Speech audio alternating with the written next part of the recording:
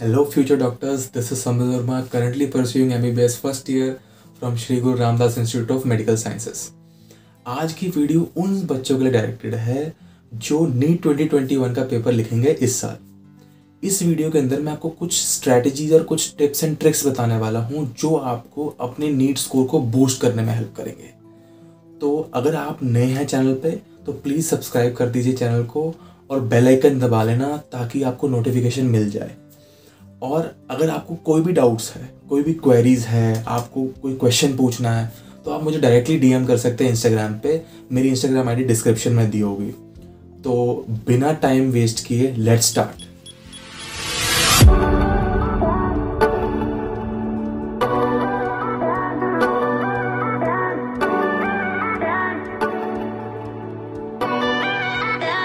आप जानते हैं कि इंडिया के अंदर सिचुएशन बहुत वर्स हो गई है रिगार्डिंग ड्यू टू कोविड-19। डे बाय डे केसेस बढ़ रहे हैं।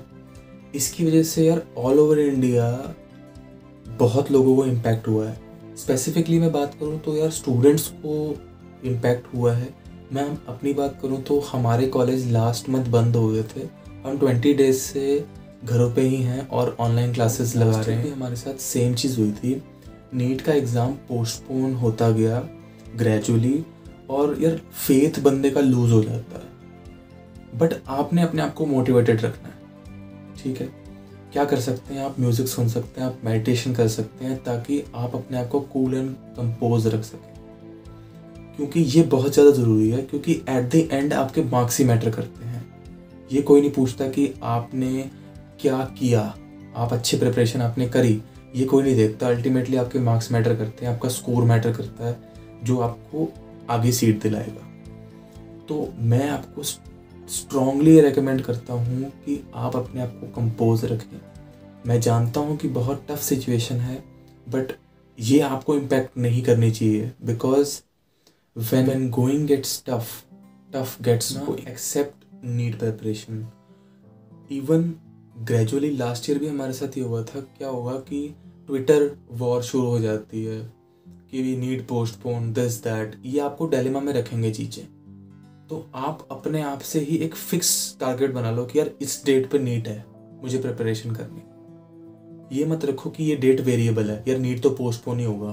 तो ये बिल्कुल नहीं सोचना है आपने। सबसे पहली स्ट्रेटजी है ऑर्गेनाइज योरसेल्फ। अगर आप अपने आप को ऑर्गेनाइज करोगे तो ही तो आपकी प्रोडक्टिविटी निकलेगी। तो ऑर्गेनाइज करने का सबसे पहला तरीका ये है कि आप बिफोर हैंड एक दिन पहले सोने से पहले जो भी टॉपिक आपने अगले दिन पढ़ना है वो आप एक पेपर पे लिख लो।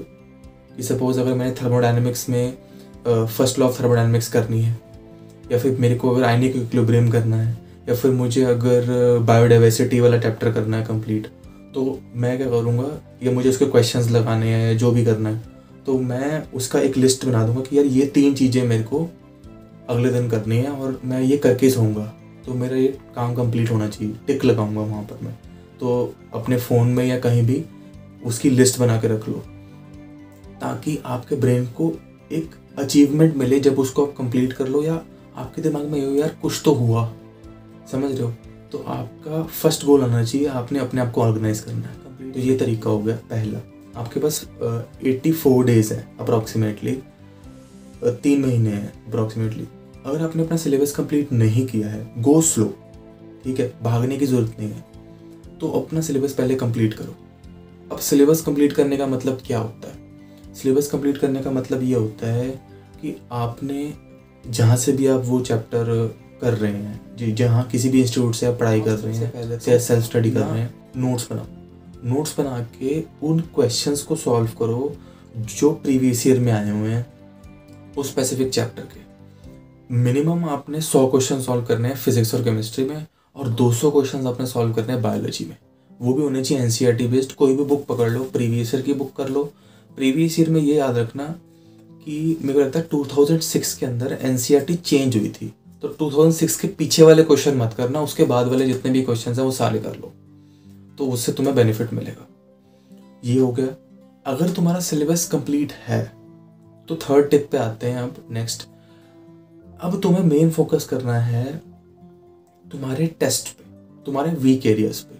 उससे क्या होता है कि अगर वो पेपर में क्वेश्चन आते हैं वो तुमसे नहीं बनता और उसको तुम इग्नोर कर देते हो तो तुम्हारे वीक एरिया हुए नहीं सॉल्व, तो वो तुम्हारी मिस्टेक कैरी ऑन होती रहती है। तुम्हें क्या करना है, सबसे पहले टेस्ट देना है। टेस्ट दिया, उसके बाद अच्छा खासा उसका एनालिसिस करना है। अब टेस्ट की फ्रीक्वेंसी हो सकती है वीकली या हफ्ते में 2 दिन।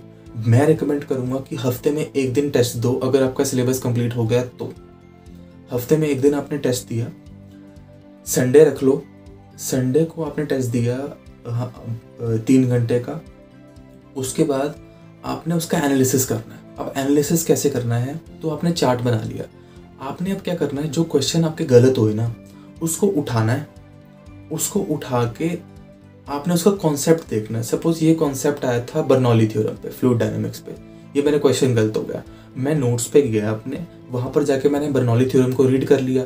उसको जब मैंने रीड किया मैंने कहा अच्छा यार ये कॉन्सेप्ट लगना था इस क्वेश्चन में। पहले सॉल्यूशन देख लो उसका, क्योंकि जो भी टेस्ट सीरीज तुमने ली होगी उसके सॉल्व सॉल्यूशन तुम्हें मिलेंगे उसके साथ। सॉल्यूशन देखा और फिर उसका कॉन्सेप्ट देख लिया। उससे क्या होगा कि तुम री इंश्योर कर रहे हो अपने ब्रेन को कि यार मेरी ये गलती हुई थी और मैंने उसका कॉन्सेप्ट देख लिया। अब वो तुम्हारे दिमाग से निकलेगा नहीं, क्योंकि गलतियां दिमाग से निकलती नहीं है। और फिर क्या करो, तुमने 1-2 बार देख लिया, एक बार सॉल्यूशन देख लिया, एक बार कॉन्सेप्ट देख लिया, अब उसकी एक शीट ऑफ पेपर लो और उस शीट ऑफ पेपर में उस कॉन्सेप्ट को लिख लो नंबर 1 डाल के, या फिर एक कॉपी बना लो, मिस्टेक कॉपी, 3 सब्जेक्ट की अलग अलग, या फिर एक ही बना लो जैसे भी तुम्हें लगता है, और उस पर नंबर 1, नंबर 2, नंबर 3 करके ऐसे लिखते जाओ। इसमें क्या होगा कि तुम्हें याद रहेगा कि तुम्हारी क्या गलतियां थी। और जब भी तुम टेस्ट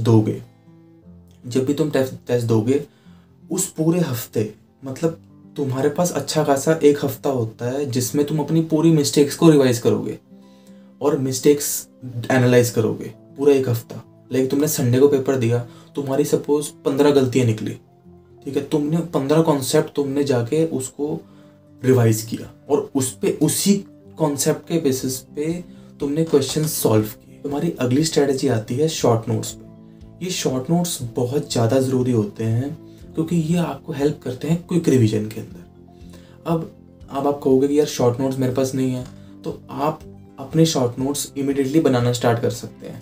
शॉर्ट नोट्स क्या होते हैं?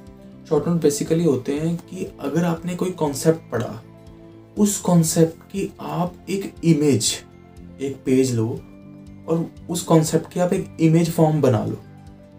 1 2 3 4 करते करते आपके पास, आप नोट करोगे कि आपके पास 1-2 पेज ही भरेंगे और आपके सारे कॉन्सेप्ट्स उन 2 पेजों में आ जाएंगे। उससे क्या होगा कि आपके ब्रेन को साइकोलॉजिकल एडवांटेज मिलेगी कि यार मेरे पास सिर्फ थोड़ा सा ही करने को है, यार ये चैप्टर सिर्फ 3-4 पेज का ही है, मैं तो आराम से कर लूँगा। तो ये एक साइकोलॉजिकल एडवांटेज मिलती है शॉर्ट नोट से। प्लस शॉर्ट नोट्स आपको रिवीजन में भी हेल्प करते हैं, क्योंकि आपने एक बार शॉर्ट नोट्स बनाना ही अपने आप में एक बहुत बड़ी रिवीजन, और उसको बार बार रिवाइज करते रहोगे तो तुम्हारी मेमोरी फोटोजेनिक बन जाएगी। तो बहुत अच्छी स्ट्रेटजी है शॉर्ट नोट्स की। और शॉर्ट नोट्स के बाद एक और स्ट्रेटजी आती है फॉर्मूला लिस्ट। आपके पास फिजिकल केमिस्ट्री, फिजिक्स की एक फॉर्मूला लिस्ट होनी चाहिए, फॉर्मूला कॉपी होनी चाहिए। हर चैप्टर में से जितने फॉर्मूला बनते हैं वो तुम्हारे पास होने चाहिए। अब यूजुअली जो इंस्टीट्यूट्स होते हैं वो फॉर्मूला बुक देते हैं बच्चों को, बट अगर आपके पास नहीं है तो मैं कोशिश करूँगा कि आपको फार्मूला बुक प्रोवाइड करने की। देखता हूँ अगर मुझे टाइम लगा तो मैं आपको ज़रूर ये प्रोवाइड करूँगा। इसके लिए आपको मेरा टेलीग्राम चैनल ज्वाइन करना पड़ेगा, जिसका लिंक डिस्क्रिप्शन में दिया। गाइज रिसेंटली मेरे को बहुत सारे इंस्टाग्राम पे मैसेजेस आते हैं कि मुझे प्लीज़ आप बताएं what is the cut off क्या है पंजाब स्टेट की, अलग अलग स्टेट्स की, और कितने मार्क्स पे कितनी सीट मिली थी लास्ट। गाइज अभी ये टाइम ये सोचने का नहीं है कट ऑफ के बारे में। मैं आपको क्यों ऐसा कह रहा हूँ, क्योंकि इससे बंदे का फोकस डिस्टर्ब होता है। तुम्हारा टारगेट ये नहीं होना चाहिए कि कितनी कट ऑफ गई, तुम्हारा टारगेट ये होना चाहिए कि मेरे को अपनी वीक एरियाज पे फोकस करना है। ये गेम ही पूरी वीक एरियाज की है। अगर आपने अपने वीक एरियाज को सॉल्व कर लिया तो कोई वीक एरिया बचेगा ही नहीं। अगर कोई वीक एरिया बचेगा ही नहीं तो आपको कोई भी क्वेश्चन तंग नहीं करेगा, पेपर में तंग नहीं करेगा, तो आप अपना मैक्सिमम से मैक्सिमम स्कोर कर सकते हो जो आप डिजर्व करते हो। गाइज एक्चुअली 17 से मेरे मिड सेमेस्टर एग्जामिनेशन आने वाले हैं, after my mid semester examination मैं वीडियोस को रेगुलरली पोस्ट करूँगा, जिसमें आपको मैं काफ़ी सारी स्ट्रैटेजीज़ ही दूंगा। और उसके अंदर सबसे पहले मैं आपको एक बड़ा अच्छा कॉन्सेप्ट बताने वाला हूँ ऑफ 5 AM क्लब।